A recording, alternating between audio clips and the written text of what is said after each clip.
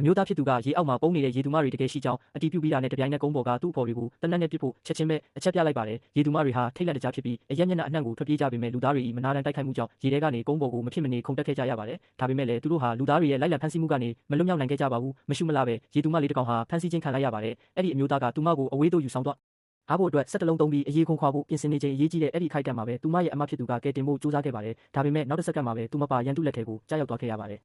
အဲ့ဒီအမျိုးသားကရေသူမကိုခုတ်ဖို့ဓာတ်ကိုမြှောက်လိုက်ပေမဲ့ကံကောင်းထောက်မစွာနဲ့ပဲရေသူမကချက်ချင်းတုတ်ပြန်နိုင်ခဲ့လို့ရှောင်ကွင်းပြီးရေထဲကိုပြန်ခုန်ချသွားနိုင်ခဲ့ပါတယ်ဒါတော့မှလူဆိုးတွေကလက်မလျှော့ပဲသူ့မစီကိုတနက်နဲ့လှမ်းပစ်ကြပါသေးတယ်ရေသူမဟာအသေးအတန်ထွက်ပြေးခဲ့ပေမဲ့လူဆိုးတွေကလည်းနောက်ကနေမစုံမနစ်လိုက်လံဖမ်းဆီးခဲ့ကြပါတယ်ရေသူမလေးဖမ်းမိခါနီးအချိန်လေးမှာပဲရေပွဲကြီးတစ်ကောင်ကသူ့ရဲ့လက်တံတွေကိုအချိန်ကိုက်ဆန့်ထုတ်ပြီးသူမကိုကဲတင်ပေးခဲ့ပါတယ်ရေပွဲကြီးကရေသူမလေးအန်ရယ်ကနေယာယီလွတ်